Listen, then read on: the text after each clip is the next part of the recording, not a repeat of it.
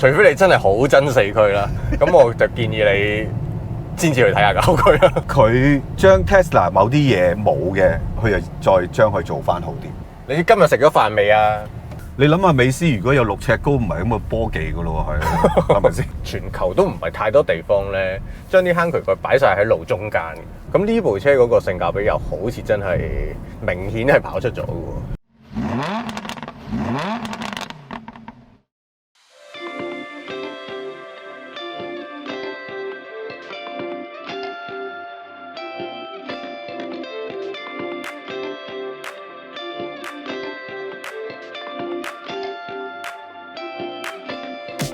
好啦，咁我哋今集試嘅咧就係都等咗好耐嘅極氪啊，都係吉利旗下嘅其中一個牌子啦。冇講錯啊嘛，係極氪啊嘛。極氪啊，係啊。另外一個係領克係嘛？領克係另一個牌子，嗰個 Lynk & Co 咁樣。呢個 Zeekr 極氪。咁香港第一部到咧就係而家我哋揸緊呢部叫做 SUV 仔啦，我覺得似 hatchback 多啲啊，升高嘅 hatchback 啦。係咯。咁就 Zeekr X 呢部車其實大家應該都有啲印象，我哋試過 Smart 啦嘅 #1、#3。同埋試過 Volvo 嘅 EX30啦，係咁其實大家都係吉利嘅子弟啦，佢哋姊妹車嚟嘅，同一個底盤嘅，嗰啲叫電動車平台咯，即係 share 咗個平台，咁就係佢哋吉利集團嘅 SCA 平台啦。電池都一樣嘅，即係都係吉利嗰間，佢哋有間電池公司嘅。係咁呢部車咧就有2個版本，香港啊翻咗4驅版，同埋翻咗個後驅版。但我聽聞個價錢兩部都相當驚人。係驚人哋平喎，後驅版咧就比起呢部4驅版平2萬蚊，咁呢部就賣緊26.9千幾，你當27萬啦。4驅嗰個 spec 即係我哋之前試 Smart Brabus 版嘅 spec 嚟，420幾匹啊，係 OK， 500幾 Newton meter 啊 ，OK， 0至100係3點幾秒，27萬有找喎，真係自問鬥窮人啊！係啊，所以哇，我覺得係咪定錯價咧？最抵死嘅就係咧，佢同後驅版比啦，扭力大咗200個 Newton meter 啦。然後馬力又多，差唔多150匹啦。係，咁你只係爭2萬蚊咧，其實你好難說服人揀後驅版咧，即係咪拱啲人喂全部係買4驅咧？其實個情況有啲似嗰陣時嘅 Smart 咯，都有啲似嘅。個 Brabus 同架普通嘅 Premium 版都係爭好少嘅又係。係啦，但係性能上係爭好多啦。係啊，結果係 Brabus 版就成為主流啊。冇錯，都有機會呢架 Zeekr X 都會係呢個情況咯。咁同埋設備上都係4驅版多啲㗎嘛，好得意啊！你見到 B 柱嗰度咧，插電嘅時候會有個 OLED mon 咁啊顯示而家剩翻幾多電啊，仲要插幾耐。其實呢個幾好嘅，係幾好嘅。我哋揸 Tesla 咧，成日都要開門及㗎嘛，或者用 app 咯，或者用 app 咯。但係如果你行埋部車度已經見到，我覺得係幾好嘅。係，仲有就係你擲住咗一個雪櫃仔啊！呢度呢個手浸位喎，呢個雪櫃真係凍嘅喎。係製冷嘅，真係認真製冷嗰隻。認真製冷，佢顯示咧，你可以較0下10度嘅，即係有機會雪到冰嘅。呢部有 head-up display，佢仲有個 AR 功能嘅，即係有啲大啲嘅箭嘴嚟指你前面左轉啊，你用緊導航嘅時候。哦，唔怪得佢 head-up display 真係成個餐盤咁大啦，成個電磁爐咁大。呢部係有埋前座嘅電燈啦、lumbar support 啦、冷暖燈啦。有冇暖燈咧？我見到有冷風燈咯。好似係冷風嘅啫喎。係啊，同埋佢真係幾涼嘅。哇！寒都寒得即，但係熱燈就好似冇啦。OK 啦，夠啦。咁仲有前面你見到 Yamaha， 咁就有套13喇叭嘅 Yamaha 音響啦。咁呢啲都係4驅版先有嘅。但係你買後驅版咧，其實你可以剔翻呢啲 option 嘅。剔埋之後咧，其實同呢架都差唔多價錢。咁點解唔買呢架咧？但係佢冇得剔嘅係個4驅啊嘛。係啦，所以咧。除非你真係好憎4驅啦，咁我就建議你先至去睇下後驅啦。雖然你話佢同 Smart 同 EX30係同一個家族啦，係啊，姊妹車啊，但係真係3部車真係幾唔同。呢部車第一樣嘢俾我嘅感覺幾靜喎，成架車。當然我唔係講緊電動車嘅靜啊，佢係比其他都要靜少少。嗰種密封嘅感覺再強啲。但係你頭先裝佢個玻璃，你又唔係好覺佢係雙層，佢係雙層玻璃，所以其他位嘅隔音可能都真係落重料嘅。你閂道門都 feel 到嘅，好鬼重嘅道門。咁講開道門呢樣嘢好抵死，嗰個槍掣咧，哦，係我唔識開喎，違反咗我哋一般所有槍掣嗰個用法。通常都係向近自己嘅方向撳，咁個槍就落噶嘛。係。然後佢調轉咗嘅，推出去咧個槍先係落。但係我上次博覽會嘅時候睇過呢架車㗎嘛。係啊，左軚版4座嘅，哦，好多功能嘅喎。嗰部應該係大陸嘅頂級版嚟。頂級版嚟。係啊，佢有嗰啲勁嘢咧，香港版都冇嘅。4座版可以發個 mon 過去啦。係，我記得啊。用4隻手指撥一撥，咁個 mon 就飛過嚟嗰邊啦。係啊，後座張凳有電動㗎啦。係啦，可以個椅墊係咁樣升起啦。係啦，其實係 for 寵物。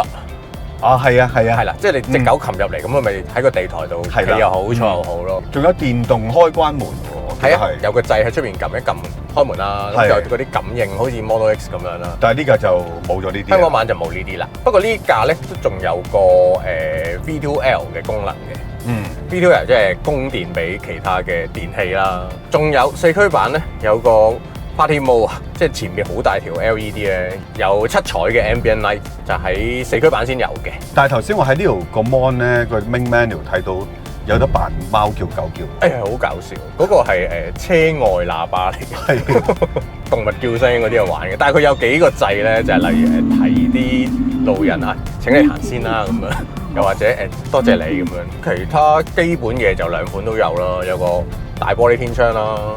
喂，但係呢個有啲隔到熱嘅真係。係啊，呢個係啊，唔錯，咁樣摸上去唔辣手嘅。依家出面30幾度，然後有360鏡頭啦，咁啊基本嘅嗰啲盲點啊、Adaptive Cruise Control 啊、防撞啊，咁呢啲而家其實好 standard 嘅。係啊，安全輔助駕駛佢都有晒㗎啦。但係個儲物空間就唔係好多咯，我覺得。呢個係喎。首先你冇咗個 Glove box 啦。係啦。然後中間呢個因為變咗雪櫃啦，你唔會擺個人包落去啦。嗱，呢度插電啦，中間手針冇俾你攝入去啦。係啊。呢度有一個 tray 啦，同埋有個杯架啦，可以變成2個杯架啦。咁啊，門壁仲有少少啦，可以擠支水嘅。杯架前邊咧就有一個可以掛手袋嘅鈎啊！哇，呢個手袋都相當細嘅，即係女士用嘅啊。咁有個夾嘅，可以俾你攝下啲銀包落去咯。其實真係好少啊！頭先我睇過，連個後尾箱都好細。哦，係啊，尾箱都係走真型嘅。前邊嗰個仲細。前邊嗰個咧，我諗真係擺少工具，叉電線就擺唔到㗎啦。係啊，即係一部 MacBook Air 都可能擠得入嘅。擠得入嘅，但係你揭開咗，發現下邊係有個 Type-M 啊、保太掣嗰啲嘢咯。但係好細啊，行李箱真係好細。冇錯。咁如果你係真係本身好多雜物啊嘅車，係要擺好多嘢嘅咧，呢架車你會略嫌唔夠位擺嘢。係。即係相對嚟講，同一個系列出嚟嘅車廂嘅設計，3部真係完全唔同咯，完全唔同啦！真係呢部幾賞心悅目㗎喎，嚇個感覺係幾未見過嗰啲嘢。頭先我就同阿 Caleb 講，點解我硬係覺得呢種配色係令我諗起一啲嘢，但我又噏唔到啲咩喎？你有冇感覺咧？即係白襯玫瑰金咧，你喺淘寶買嘢咧，買下啲小家電啊，係喎，嗰啲微型抽氣清新機啊，係啊，類似嗰啲啦。啊，係啊，有啲似啊。佢哋就好中意用呢啲襯色，所以唔係日本、歐洲常見嗰種嘅襯色 logic 嘅。係。咁講到尾，其實佢20零萬都係一啲比較平價啲嘅車嘛。咁你做工上咧，喺呢個價錢上咧，我覺得係 OK 嘅，我接受嘅。雖然你都會摸到好多比較硬淨少少嘅膠，但係你發現咧，掂到人嗰啲位咧，即係例如呢啲手枕位啦，呢個側邊咧，呢個腳邊位啦，呢啲佢都包翻啲嘢嘅。但係如果3個車廂比咧，咁就似乎 Smart 嗰個乘坐空間都最大啦。係，實用度亦都最高。係啊，即係後座又會稍為空曠啲，係腳位都好啲。不過有樣嘢咧，我上車之後發現好熟悉啊。就係呢個 mon。一打開個界面，哇，同 Tesla 極似，我都覺得係，所以我反而自己用，係好得心應手。我都係，哇，真係似到有80啊，即係啲冷氣 panel 嗰啲界面啦，校車嘅 setting 嗰啲界面啦，係啊，哇，我好熟手。佢將 Tesla 某啲嘢冇嘅，佢又再將佢做翻好啲。最明顯嘅就係有個細 mon 喺前面啦，係啦，已經解決咗 Tesla 俾人鬧嘅問題啦。同埋呢個細 mon 幾好嘅，即係除咗睇車速啦，中間可以睇到一啲安全駕駛嗰啲畫面啦。其實右邊呢個掣咧幾多 function 嘅，我可以校到冷氣啊、音響啦，基本嘢已經喺度可以撳晒啦。其實個 logic 都係好 Tesla 嘅，都係主要靠呢2個去控制。好多功能你 preset 咗喺裏邊，跟住其他嘅盡量用語音。係。頭先你試過喎廣東話好似。一時得咯，佢聽得明嘅，即係我講嗰啲嘢咧。你點知佢聽得明咧？因為佢你睇住啊。啊！你今日食咗飯未啊？出咗嚟嘅喎，口語即係佢睇得明㗎。係啊，廣東話嘅字佢全部可以打翻出嚟嘅，只不過佢要認唔認我一回事。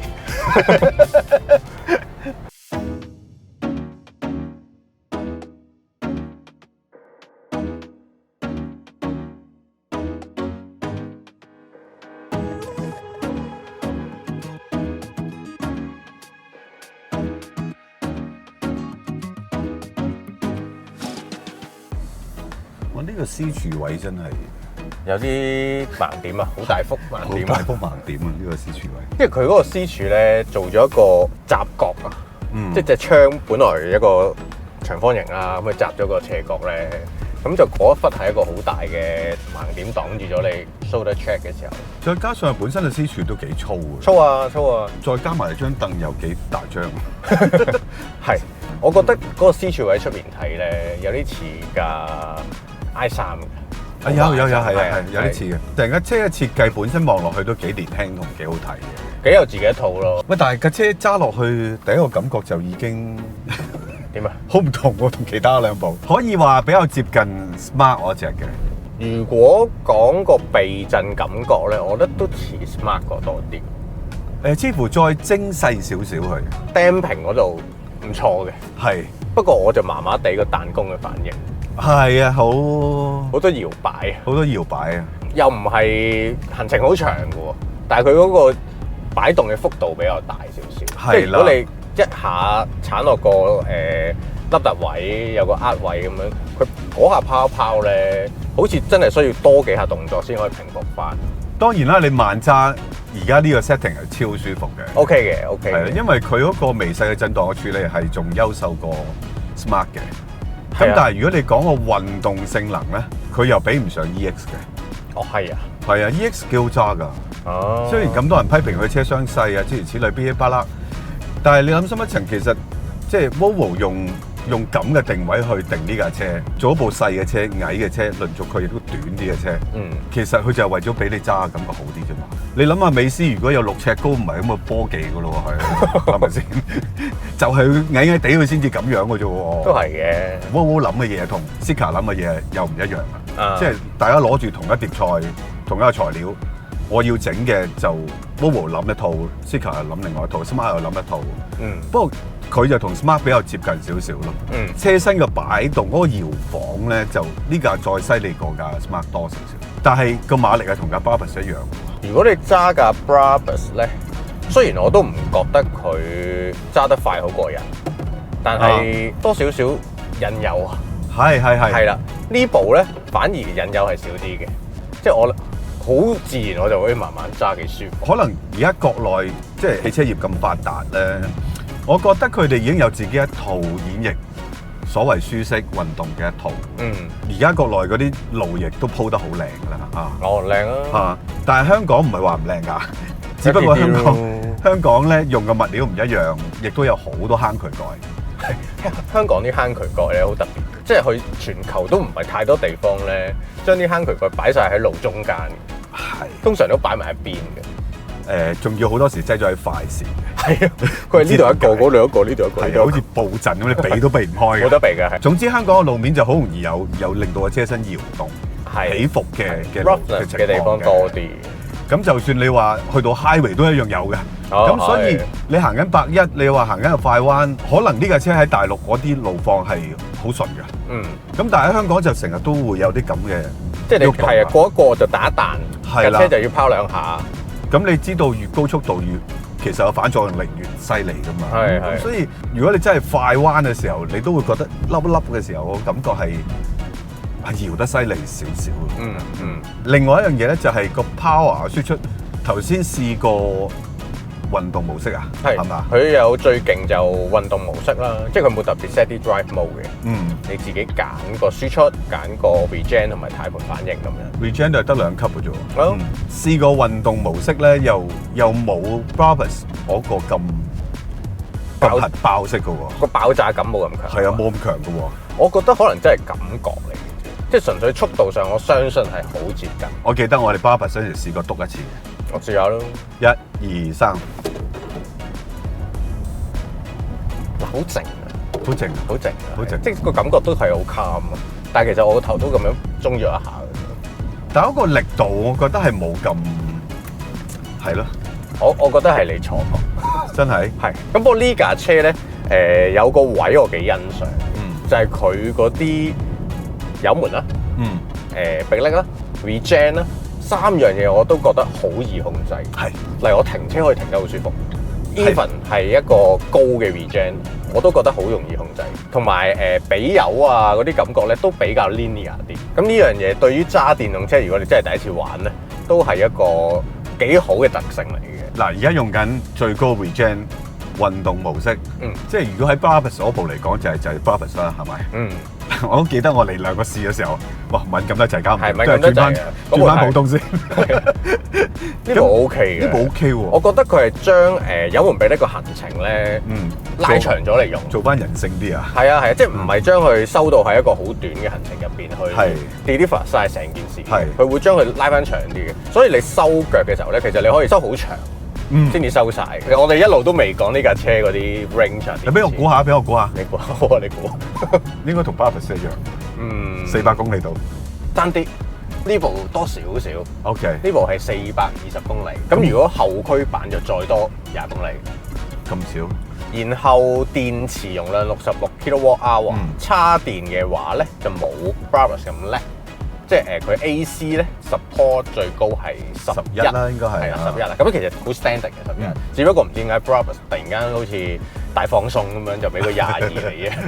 DC 就150 kW， 咁 OK 啦，都係一個 up to standard 啦。係咯。不過咁喎，呢部車講緊係27萬，一個 match 住 Brabus 嘅性能啦，係空間啊設計嗰啲就各有所好啦，係，但係平8萬蚊。Brabus 而家34萬幾啊嘛，係啊，係啊，運係啊。咁呢部車嗰個性價比又好似真係明顯係跑出咗喎。其實好多人都話，其實大陸車嚟到香港點解賣咁貴？而家係咪調節緊咧？開始慢慢。好似係，即係你諗下架 Aura 而家嘅最平版16萬9。哇嚇 ，OK，係啊，即係已經跌到去10幾萬呢啲位咧。你唔好講電動車啊，以前汽油車都冇啦。係啊，短短1年半年間，係啊，係咁跌落去個價錢。咁啊，Model 3啊25萬。係啊，Model 3就係一個帶頭嘅呢個始作俑者嚟嘅。即係大家都要，好啦，焗住減咯。當日 Brabus 出嘅時候都平嘅，都俾人話嘅。係啊。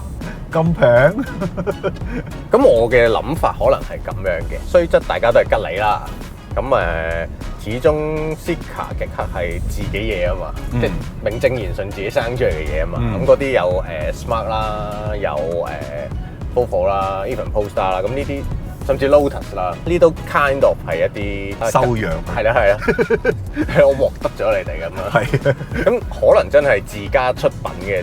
嗰個成本會再低啲啦，可以賣得平啲啦。因為而家 Zeekr 準備要去上市啊嘛，聽聞吉利廠係抌好多嘢落 Zeekr 呢個牌子裏邊，令到即係無論係設備啊、科技啊，甚至乎啲 pricing 嘢啊，令到成件事又好有競爭力啊。係啦，好有競爭力嘅話，營運好勁啊，好犀利嘅一個國際牌子啊咁樣。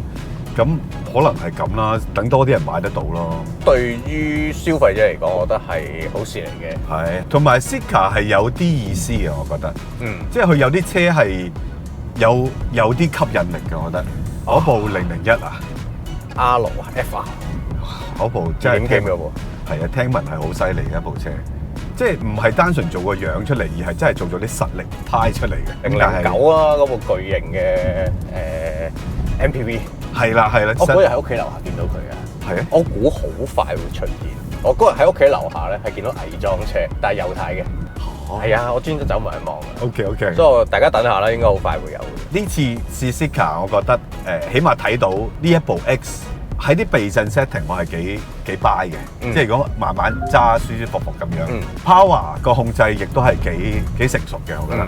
即係起碼冇 Smart 咁衝動咯，我感覺。咁呢2年其實我哋見多咗好多從來未見過嘅國產電動車啦。咁講真，我又冇乜話對於邊部特別好有興趣啊點樣嘅。但係唯一有一部咧，我真係有少少心動嘅，係咩？就係 Zeekr 嗰部 Mix 啊。哦，四趟門嗰部，四趟門嗰個，哇！上次深圳車展睇呢個，哇，好過癮喎！咁樣四趟門開啦，然後中間兩張凳可以反轉啦，中間開張台出嚟啦，大家可以玩13張啦。係，嗰個感覺好得意，但係大陸都係要今年年底先真係正式量產賣街嘅。會唔會有香港版啊？嗰啲唔知啊，稍後我哋再期待下啦。北京我都見過，我都覺得有啲驚喜嘅，即係有啲驚喜，覺得嚇一跳。設計上係真係有啲諗頭。不過出唔出到口係成日另外一個問題。唔知啊，冇 B 柱。係啊，要去出口就要過好多安全嘅嘢。好啦，咁我哋今集差唔多啦，大家記得 subscribe 啦 ，comment like share 啦。大家都留言講下呢部 Zeekr X， 你覺得個樣同個籠靚唔靚啊？好啊，係咪有驚喜啊？好嘛，留言傾下，拜拜，拜拜。